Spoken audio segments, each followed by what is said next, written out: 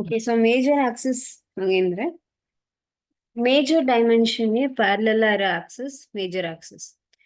Okay, so ಇದರಲ್ಲಿ 300 mm major ಇದು. So cross section ಅಲ್ಲಿ ತಗೋಬೇಕು. Okay, so major dimension parallel ಇರೋದು major axis. So ಇದು major axis. So minor axis ಅನ್ನೋದು minor axis parallel ಇರೋದು. Sorry, minor dimension parallel ಇರೋದು minor axis. So 230 ಅದು minor dimension. So minor dimension parallel ಇರೋದು minor axis. Okay. So ಈ ಎರಡು axis ಎಲ್ಲಿ ಜಾಯಿನ್ ಆಗುತ್ತೋ ಅಲ್ಲಿಂದ ಥ್ರೂ ದ ಲೆಂತ್ ಎಕ್ಸ್ಟೆಂಡ್ ಮಾಡಿರ ಇದು ಬಂದ ನ್ಯೂಟ್ರಲ್ ಆಕ್ಸಿಸ್.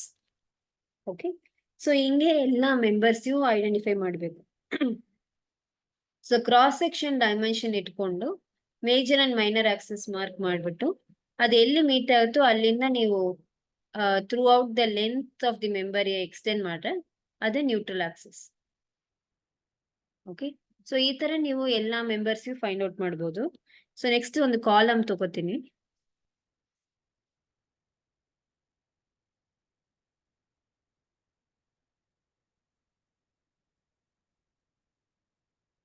ಸೊ ಈ ಕಾಲಮ್ ಡೈಮೆನ್ಷನ್ ಒಂದು for example 230 by 400. Okay, so ಇವಾಗ ಮೇಜರ್ ಆಕ್ಸಿಸ್ ಅನ್ನೋದು parallel to major dimension. So 400 side ಇದು major axis. So M J ಅಂತ ರೆಪ್ರೆಸೆಂಟ್ ಮಾಡ್ತೀನಿ ಮೇಜರ್ ಆಕ್ಸಿಸ್ ನ, ಎಂ ಐ ಅಂತ ರೆಪ್ರೆಸೆಂಟ್ ಮಾಡ್ತೀನಿ ಮೈನರ್ ಆಕ್ಸಿಸ್ ನ. Okay, so minor dimension parallel ಬರೋದು ಮೈನರ್ ಆಕ್ಸಿಸ್. ಸೊ ಇದು ಎಲ್ಲಿ ಜಾಯಿನ್ ಆಗುತ್ತೋ ಅಲ್ಲಿಂದ through out the length extend ಮಾಡ್ರೆ ಇದಕ್ಕೆ ಹೆಸರು ನ್ಯೂಟ್ರಲ್ ಆಕ್ಸಿಸ್. ಸೊ ಇದೆಲ್ಲ ನಮ್ just imaginary Axis, major axis, minor Axis, neutral Axis.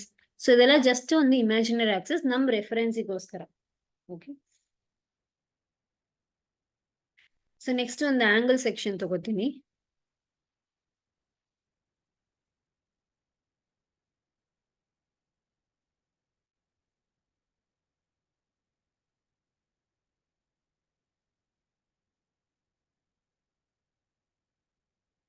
So ಇದು angle section length for example. So ಇದೊಂದು 100 mm. ಸೊ 100 mm ತಗೊಳ್ಳೋಣ. ಇದು ಬಂದು 50 mm.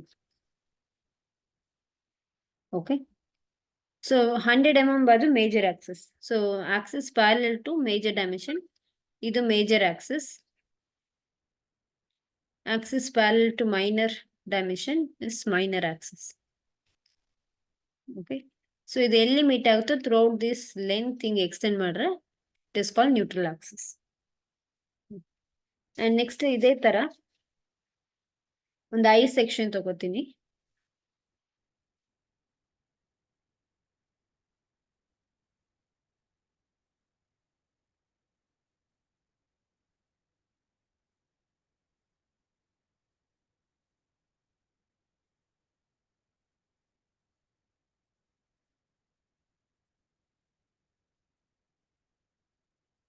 ಸೊ ಇದು 230 mm, ಇದು 400 mm.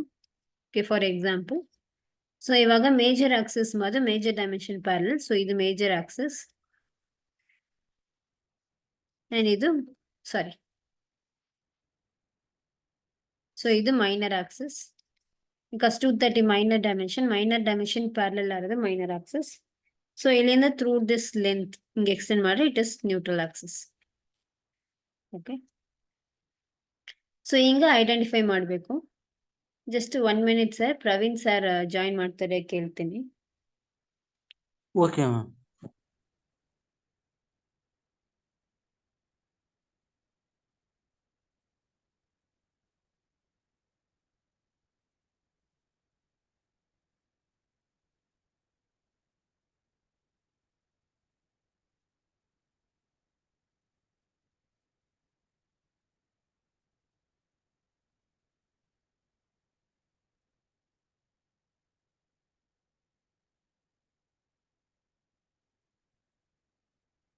ಓಕೆ, ಸೊ ಇವಾಗ ಇದನ್ನ ಏನಕ್ಕೆ ಫೈಂಡ್ ಔಟ್ ಮಾಡಬೇಕು?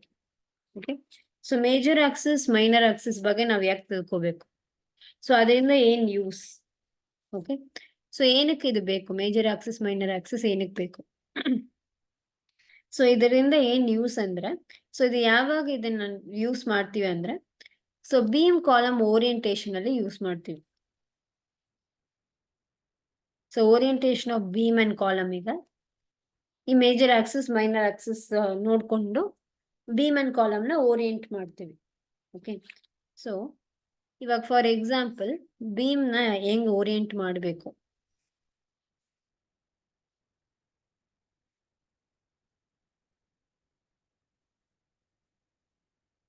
ಸೊ ಇದೊಂದು slab, okay, connected to beam.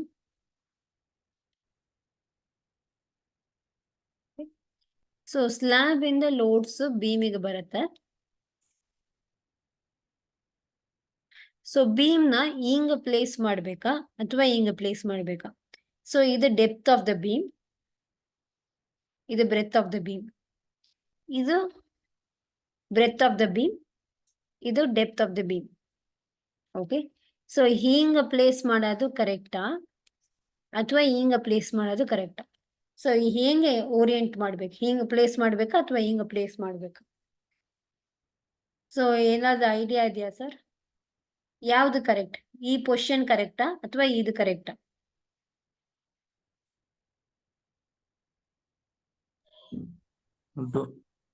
Depends on design ma'am. ಇಲ್ಲ ಸರ್, ಡಿಸೈನಿಗೂ ಇದಕ್ಕೂ ಸಂಬಂಧ ಇಲ್ಲ. ಹ್ಮ್. ಸೊ ಲೋಡ್ ಎಷ್ಟು ಲೋಡ್ ಯಾವ ಡೈರೆಕ್ಷನ್ ಅಲ್ಲಿ ಬರುತ್ತೆ ಎಂಬಾದ್ಮೇಲೆ ಇದನ್ನ ನಾವು ಫಸ್ಟ್ ಒನ್ ಟು ಮೂರ್ ಲೋಡ್. ಫಸ್ಟ್ ಒನ್ ಜಾಸ್ತಿ ಲೋಡ್ ತಗೋತೆ, ಕರೆಕ್ಟ್. ಓಕೆ. ಸೊ ಹ್ಮ್. ಯಾಕೆಂದ್ರೆ ಸ್ಲ್ಯಾಬ್ ಇಂದ ಮೇಜರ್ ಲೋಡ್ಸ್ ಈ ಡೈರೆಕ್ಷನ್ ಅಲ್ಲಿ ಬರುತ್ತೆ. ಸೊ ಹಿಂಗ ವರ್ಟಿಕಲ್ ಲೋಡ್ ಹಿಂಗ ಟ್ರಾನ್ಸ್ಫರ್ ಆಗುತ್ತೆ. ಓಕೆ. ಸೊ ಇಲ್ಲಿ ಡೆಪ್ತ್ ಜಾಸ್ತಿ ಇತ್ತು ಅಂದ್ರೆ ಜಾಸ್ತಿ ಲೋಡ್ ತಗೋತೆ ಅಲ್ವಾ? ಸೊ ಇದು ಮೇಜರ್ ಆಕ್ಸಿಸ್, ಯಾಕಂದ್ರೆ depth parallel, depth major axis, sorry major dimension, ಇದು ಮೇಜರ್ ಡೈಮೆನ್ಷನ್ ಪ್ಯಾರಲಲ್ ಆದ್ದು ಮೇಜರ್ ಆಕ್ಸಿಸ್, ಇದು minor axis. So major axis ಯಾವಾಗ್ಲೂ parallel to the major loads ಇರಬೇಕು. ಸೊ ಹಂಗಿದ್ರೆ ಓರಿಯಂಟೇಶನ್ ಕರೆಕ್ಟ್. ಸೊ ಇಲ್ಲಿ ಇದು ಮೇಜರ್ ಆಕ್ಸಿಸ್ ಅಂಡ್ ಇದು ಮೈನರ್ ಆಕ್ಸಿಸ್. ಸೊ ಲೋಡ್ ಹಿಂಗ ಬರೋವಾಗ ಡೆಪ್ತ್ ಇಲ್ಲಿ ಕಡಿಮೆ ಇದೆ, ಸೊ ಜಾಸ್ತಿ ಲೋಡ್ ತಗೊಳಕ್ ಆಗಲ್ಲ. Okay. So and minor axis ಬಂದು ಪ್ಯಾರಲಲ್ ಅದ ಟು ಮೇಜರ್ ಲೋಡ್ಸ್, ಹಿಂಗಿರ್ಬಾರ್ದು. So this is correct. Okay. So ಇದು ಬೀಮ್ ಓರಿಯಂಟೇಶನ್. ಅದೇ ತರ ಕಾಲಮ್ ಓರಿಯಂಟೇಶನ್. ಸೊ ಜನರಲಿ ನಾವು ಏನಾದ್ರು ಡಿಸೈನ್ ಮಾಡೋವಾಗ ಮಾಡೆಲಿಂಗ್ ಮಾಡಿದ್ಮೇಲೆ ಕಾಲಮ್ ಓರಿಯಂಟೇಶನ್ ಮಾಡ್ತೀವಿ. ಸೊ ಇದು ಫಾರ್ ಎಕ್ಸಾಂಪಲ್ ಇದೊಂದು ಹಾಲ್. ಓಕೆ. ಸೊ ಇಲ್ಲಿ ಕಾಲಮ್ಸ್ ಕನೆಕ್ಟ್ ಆಗಿದೆ ಈ ತರ. ಸೊ ಈ ತರ ಕಾಲಮ್ಸ್ ಇದೆ, ಇದು ಬೀಮ್. ಸೊ ಇದೊಂದು ಹಾಲ್ ಸೈಜ್ ಫಾರ್ ಎಕ್ಸಾಂಪಲ್ ಒಂದು 5 ಮೀಟರ್ ಬೈ 3 ಮೀಟರ್ ಅಂತ ತಗೊಳ್ಳೋಣ. ಓಕೆ. ಸೊ ಇದು 5 ಮೀಟರ್ ಸ್ಪ್ಯಾನ್, ಈ ಸೈಡ್ ಬಂದು 3 ಮೀಟರ್ ಸ್ಪ್ಯಾನ್. ಓಕೆ. ಸೊ ಈ ಕಾಲಮ್ 5 ಮೀಟರ್ ಬೀಮ್ ಇಂದನೂ ಲೋಡ್ ಬರುತ್ತೆ, 3 ಮೀಟರ್ ಬೀಮ್ ಇಂದನೂ ಲೋಡ್ ಬರುತ್ತೆ. ಓಕೆ. ಸೊ ಈ ಕಾಲಮ್ ನ ಹೆಂಗ್ ಓರಿಯೆಂಟ್ ಮಾಡಬೇಕು? ಸೊ ಹಿಂಗ್ ಮಾಡದ ಅಥವಾ ಹಿಂಗ ಮಾಡ್ಬೇಕಾ column orientation?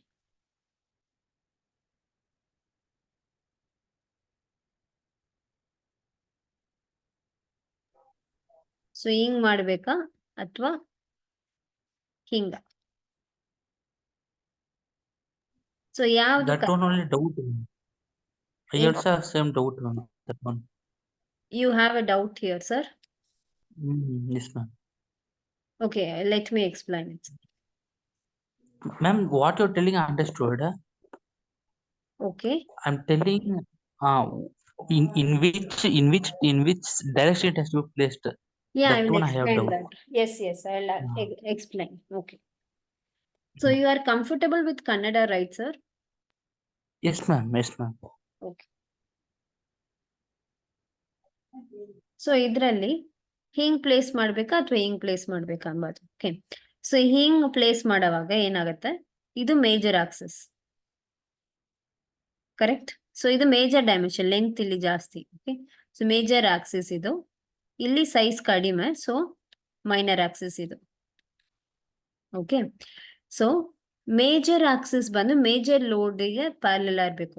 So 5 metre span beam ಜಾಸ್ತಿ ಲೋಡ್, 5 ಮೀಟರ್ ಸ್ಪ್ಯಾನ್ ಬೀಮ್ ಇಂದ ಜಾಸ್ತಿ ಲೋಡ್ ಬರುತ್ತೆ compare to 3 metre span beam, correct? So ಆವಾಗ ಈ ಸೈಡ್ ಇಂದ ಜಾಸ್ತಿ ಲೋಡ್ ಬರುತ್ತೆ. ಸೊ ಆಗ ಈ ಮೇಜರ್ ಆಕ್ಸಿಸ್ ಬಂದು ಈ ಸೈಡ್ಗೆ ಪ್ಯಾರಲಲ್ ಇರಬೇಕು. ಓಕೆ, ಹಿಂಗೆ ಪ್ಯಾರಲಲ್ ಆಗಿರ್ಬೇಕು. ಸೊ ಇದು ಮೈನರ್ ಆಕ್ಸಿಸ್. ಸೊ ಅವಾಗ ಈ ಓರಿಯಂಟೇಶನ್ ಕರೆಕ್ಟ್. ಸೊ ಇಲ್ಲಿ ಜಾಸ್ತಿ ಸ್ಪ್ಯಾನ್ ಇರುತ್ತೆ, ಸ್ಪೇಸ್ ಇರುತ್ತೆ, ಜಾಸ್ತಿ ಲೋಡ್ ಬಂದ್ರೆ ತಗೊಳುತ್ತೆ. ಈ ತರ ಓರಿಯೆಂಟ್ ಮಾಡಿರ ಇಲ್ಲಿ ಕಡಿಮೆ ಸ್ಪೇಸ್ ಇರುತ್ತೆ. ಓಕೆ, ಸೊ ಇಲ್ಲಿಂದ ಲೋಡ್ ಬರೋವಾಗ ಕಡಿಮೆ ಲೋಡ್ ತಗೊಳಕ್ಕಾಗುತ್ತೆ. ಸೊ ಇದು wrong orientation. Okay, so orientation proper ಮಾಡದೇ ಇದ್ರೂ ಸಮ್ಟೈಮ್ಸ್ ಮೆಂಬರ್ಸ್ ಫೇಲ್ ಆಗುತ್ತೆ. ಓಕೆ, ಬಿಕಾಸ್ ಅಷ್ಟು ಲೋಡ್ ತಗೊಳಕ್ಕಾಗಲ್ಲ ಅಂತ ಫೇಲ್ ಆಗುತ್ತೆ. ಓಕೆ, ಸೊ ಓರಿಯಂಟೇಶನ್ ನೀವು ಕರೆಕ್ಟಾಗಿ ಮಾಡ್ರೆ ಕಡಿಮೆ ಸೈಜಲ್ಲಿ ಪಾಸ್ ಆಗೋದು.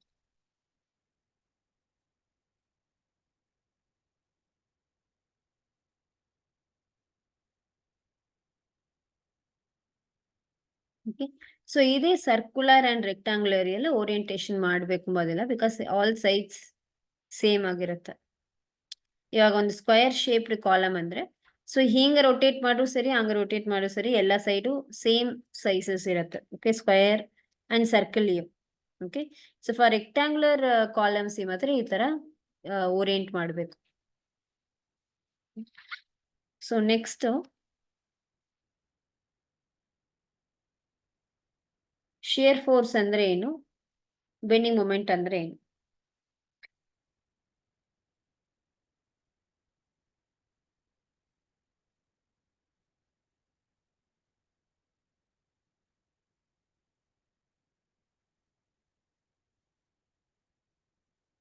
ಓಕೆ, ಸೊ ಶಿಯರ್ ಫೋರ್ಸ್ ಅಂದ್ರೆ ಇದನ್ನ ಎಕ್ಸ್ಪ್ಲೈನ್ ಮಾಡಕ್ಕೆ ಒಂದು ಎಕ್ಸಾಂಪಲ್ ತಗೋತೀನಿ. ಜಸ್ಟ್ ಒಂದು 2 ಪರ್ಸನ್ಸ್ ಇದ್ದಾರೆ ಇಲ್ಲಿ. ಸೊ ಈ 2 ಪರ್ಸನ್ಸ್ ಒಂದು ಸ್ಟಿಕ್ ಹೋಲ್ಡ್ ಮಾಡಿದ್ದಾರೆ. ಓಕೆ, ಸೊ ಈ ಸ್ಟಿಕ್ ನ ಇಬ್ರು ಎತ್ಕೊಂಡಿದ್ದಾರೆ. ಓಕೆ, ಹೋಲ್ಡ್ ಮಾಡಿದ್ದಾರೆ. ಸೊ ಈ ಸ್ಟಿಕ್ ಅಲ್ಲಿ ಸಮ್ ವೆಯ್ಟ್ ಇದೆ. ಸೊ ಫಾರ್ ಎಕ್ಸಾಂಪಲ್ ಒಂದು 10 kg ಲೋಡ್. ಸೊ ಈ 10 kg ಲೋಡ್ ನ ಇಟ್ಕೊಂಡು ಈ ಸ್ಟಿಕ್ ನ ಇಬ್ರು ಬ್ಯಾಲೆನ್ಸ್ ಮಾಡ್ಕೊಂಡಿದ್ದಾರೆ. ಓಕೆ, ಸೊ ಇವಾಗ ಇವರಿಬ್ರು ಇದನ್ನ ಹೋಲ್ಡ್ ಮಾಡಿದ್ದಾರೆ. ಓಕೆ, ಎತ್ಕೊಂಡಿದ್ದಾರೆ. ಸೊ ಅವಾಗ ಏನಾಗುತ್ತೆ, ಈ ವೆಯ್ಟ್ ಆಟೋಮೆಟಿಕ್ ಈ 2 ಪರ್ಸನ್ಸ್ಗೆ ಟ್ರಾನ್ಸ್ಫರ್ ಆಗುತ್ತೆ. ಸೊ ಈ 10 kg load equal, because equal ಇಬ್ರು ಶೇರ್ ಮಾಡ್ಕೊಂಡಿದ್ದಾರೆ ಅಷ್ಟೇ ಲೋಡ್ನ. ಸೊ ಅವಾಗ ಈ ಪರ್ಸನ್ಗೆ ಒಂದು 5 kg ಲೋಡ್, ಈ ಪರ್ಸನ್ಗೆ 5 kg load. So equal load ಇಲ್ಲಿ ಟ್ರಾನ್ಸ್ಫರ್ ಆಗುತ್ತೆ. ಓಕೆ, ಸೊ ಈ ಲೋಡ್ ಈ ಪರ್ಸನ್ಗೆ ಟ್ರಾನ್ಸ್ಫರ್ ಆಗೋವಾಗ ಅದನ್ನ ವಿತ್ಸ್ಟ್ಯಾಂಡ್ ಮಾಡ್ಕೋಬೇಕು. ಓಕೆ, ಲೋಡ್ ಬರೋವಾಗ ಲೋಡ್ನ ತಡ್ಕೋಬೇಕು, ವಿತ್ಸ್ಟ್ಯಾಂಡ್ ಮಾಡ್ಕೋಬೇಕು. ಸೊ ವಿತ್ಸ್ಟ್ಯಾಂಡ್ ಮಾಡ್ಕೋಬೇಕು ಅಂದ್ರೆ ಇವ್ರಿಗೆ ಆಪೋಸಿಟ್ ಆಗಿ ಒಂದು ಫೋರ್ಸ್ ಕೊಡಬೇಕು. ಓಕೆ, ಸೊ ಇವಾಗ ಈ 5 kg ಲೋಡ್ ಹಿಂಗ ಟ್ರಾನ್ಸ್ಫರ್ ಆಗೋದನ್ನ ನನ್ನ ಆಕ್ಷನ್ ಅಂತ ಹೇಳ್ತೀನಿ. Okay, so as per Newton's third law, for every action there will be equal and opposite reaction. Okay, so ಹಂಗ ಇದ್ರೇನೆ ಒಂದು ಆಕ್ಷನ್ ರಿಯಾಕ್ಷನ್ ಇದ್ರೇನೆ ಅದು ಈಕ್ವಲಿಬ್ರಿಯಂಲಿ ಇರುತ್ತೆ, ಬ್ಯಾಲೆನ್ಸ್ಡ್ ಆಗಿರುತ್ತೆ. ಓಕೆ, ಸೊ ಇವಾಗ 5 kg ಲೋಡ್ ಟ್ರಾನ್ಸ್ಫರ್ ಆಗೋವಾಗ ಸಮ್ ರೆಸಿಸ್ಟೆನ್ಸ್ ಫೋರ್ಸು ಈ ಪರ್ಸನ್ಸ್ ಬಂದು ಅಗೇನ್ಸ್ಟ್ ದಿ ಲೋಡ್ ಕೊಡಬೇಕು. ಇಲ್ಲ ಅಂದ್ರೆ ಇವಾಗ 5 kg ಲೋಡ್ ಜಸ್ಟ್ ಟ್ರಾನ್ಸ್ಫರ್ ಆಗುತ್ತೆ, ನೋ ರಿಯಾಕ್ಷನ್ ಫೋರ್ಸ್ ಅಂದ್ರೆ ಈ ಪರ್ಸನ್ ಕೆಳಗಡೆ ಬಿದ್ದ್ಬಿಡ್ತಾರೆ. ಓಕೆ, ಸೊ ಅವಾಗ ಆಪೋಸಿಟ್ ಆಗಿ ಒಂದು ಸಮ್ ರಿಯಾಕ್ಷನ್ ಫೋರ್ಸ್ ಇರಬೇಕು. So equal and opposite reaction ಇರಬೇಕು. ಸೊ ಆವಾಗ ಈ ಪರ್ಸನ್ ಬ್ಯಾಲೆನ್ಸ್ಡ್ ಆಗಿ ಸ್ಟೇಬಲ್ ಆಗಿರ್ತಾರೆ. ಓಕೆ, ಸೊ ಈಕ್ವಲಿಬ್ರಿಯಂ ಅಲ್ಲಿ ಇರಬೇಕು ಅಂದ್ರೆ for every action that should be an equal and opposite reaction. So ಇವಾಗ 5 kg ಲೋಡ್ ಟ್ರಾನ್ಸ್ಫರ್ ಆದ್ರೆ as a reaction force 5 kg load ಬಂದು ಈ ಪರ್ಸನ್ಸ್ ಇಂದ ಟ್ರಾನ್ಸ್ಫರ್ ಆಗ್ಬೇಕು. ಓಕೆ, ಆವಾಗ ಇಲ್ಲಿ ಸ್ಟೇಬಲ್ ಇರ್ತಾರೆ. ಸೊ ಈ 5 kg ಬಾದೆ ಶಿಯರ್ ಫೋರ್ಸ್ ಇಲ್ಲಿ. ಸೊ ಶಿಯರ್ ಫೋರ್ಸ್ ಹಂಗಂದ್ರೆ ಏನಂದ್ರೆ reaction of the support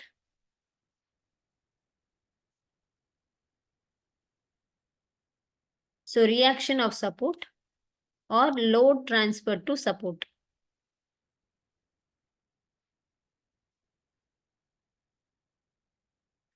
so ಈ ಸಪೋರ್ಟ್ ಬಂದು 2% ದ ಸಪೋರ್ಟ್. ಸೊ ಇದು ಲೋಡು, ಆ ಸ್ಟಿಕ್ ವಿತ್ ಇದೆಲ್ಲ ಲೋಡು, ಅದನ್ನ ಸಪೋರ್ಟ್ ಮಾಡ್ಕೊಂಡಿರೋದು 2%. ಸೊ ಇವರಿಬ್ಬರ್ತ ಸಪೋರ್ಟ್ಸ್. ಓಕೆ, ಸೊ ಈ ಸಪೋರ್ಟ್ ಇಂದ ಸಮ್ ರಿಯಾಕ್ಷನ್ ಬರುತ್ತೆ ಅಲ್ವಾ 5 kg. ಸೊ ಇದು reaction of the support or load transfer to the support, ಎರಡು ಸೇಮ್. ಸೊ ಎಷ್ಟು ಲೋಡ್ ಟ್ರಾನ್ಸ್ಫರ್ ಆಗುತ್ತೋ ಅಷ್ಟು ರಿಯಾಕ್ಷನ್ ಇರುತ್ತೆ. So reaction of the support or load transfer to the support, ಅದೇ ಶಿಯರ್ ಫೋರ್ಸ್. ಸೊ ಇದೇ same ನಮ್ಮ beam ಅಲ್ಲೂ ನಡೆಯುತ್ತೆ, ಬೀಮ್ ಕಾಲಮ್. ಓಕೆ, ಸೊ ಇವಾಗ ಇದೊಂದು ಬೀಮ್ ತಗೋತೀನಿ, both and fixed. Okay, for example so ಈ ಬೀಮ್ ಅಲ್ಲಿ ಲೋಡ್ ಬಂದು 100 kg ಲೋಡ್ ಇದೆ. ಸೊ ಈ 100 kg ಲೋಡು ಸಪೋರ್ಟ್ಗೆ ಆಟೋಮೆಟಿಕ್ ಟ್ರಾನ್ಸ್ಫರ್ ಆಗ್ಬಿಡುತ್ತೆ. ಓಕೆ, ಸೊ ಆಲ್ವೇಸ್ ಆ ಮೆಂಬರ್ ಇಂದ ಸೊ ಅದು ಕನೆಕ್ಟ್ ಆಗಿರೋ ಮೆಂಬರ್ಗೆ ಆಟೋಮೆಟಿಕ್ ಲೋಡ್ ಟ್ರಾನ್ಸ್ಫರ್ ಆಗುತ್ತೆ. ಯಾಕಂದ್ರೆ ಈ ಕಡೆ ಆ ಕಡೆ ಸಪೋರ್ಟ್ ಆಗಿದೆ. ಸೊ ಬೀಮ್ ಜನರಲಿ ಕಾಲಮ್ ಮೇಲೆ ರೆಸ್ಟ್ ಆಗಿರುತ್ತೆ. ಓಕೆ, ಸೊ ಈ 2% ಈ ಸ್ಟಿಕ್ ನ ಹೆಂಗ್ ಹಿಡ್ಕೊಂಡಿದಾರೆಯೋ ಅದೇ ತರ ಕಾಲಮ್ ಬೀಮ್ ನ ಹಿಡ್ಕೊಂಡಿರುತ್ತೆ. ಓಕೆ, ಎರಡು ಕಡೆ ಬೀಮ್ ಕಾಲಮ್ ಅಲ್ಲಿ ಸಪೋರ್ಟ್ ಆಗಿರುತ್ತೆ. ಓಕೆ, ಸೊ ಅವಾಗ ಈ ಲೋಡ್ ಈ ತರ ಸಪೋರ್ಟ್ಸ್ ಟ್ರಾನ್ಸ್ಫರ್ ಆಗುತ್ತೆ. ಸೊ ಈಕ್ವಲ್ ಆಗುತ್ತೆ. ಇಲ್ಲಿ 50 kg, ಇಲ್ಲಿ 50 kg ಲೋಡ್. ಸೊ ಈ ಸಪೋರ್ಟ್ ಟ್ರಾನ್ಸ್ಫರ್ ಆಗೋವಾಗ ಅದು ಸ್ಟೇಬಲ್ ಆಗಿರ್ಬೇಕು ಅಂದ್ರೆ ಒಂದು ಆಪೋಸಿಟ್ ರಿಯಾಕ್ಷನ್ ಇರಬೇಕು. ಸೊ ಅದು ರೆಸಿಸ್ಟ್ ಮಾಡೋ ತರ. ಸೊ ಸೇಮ್ 50 kg ಲೋಡ್ ಬಂದು ರಿಯಾಕ್ಷನ್ ಬರುತ್ತೆ. ಓಕೆ, ಸೊ ಇದೇ ಶಿಯರ್ ಫೋರ್ಸ್ ಅಂತ ಹೇಳ್ತೀವಿ. Load transfer to the support or reaction of the support is called shear force. Okay, same ಇನ್ನೊಂದು ಬೀಮ್ ತಗೊಳ್ಳೋಣ.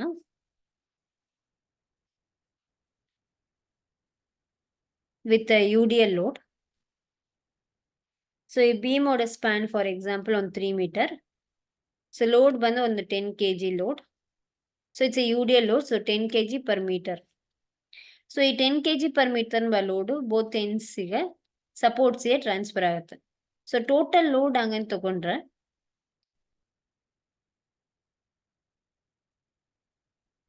So 10 kg per meter. So ಒಂದು ಮೀಟರ್ಗೆ 10 kg. So 3 meters 10 into 3. So 30 kg load. So 15 kg ಈ ಕಡೆ transfer ಆಗುತ್ತೆ,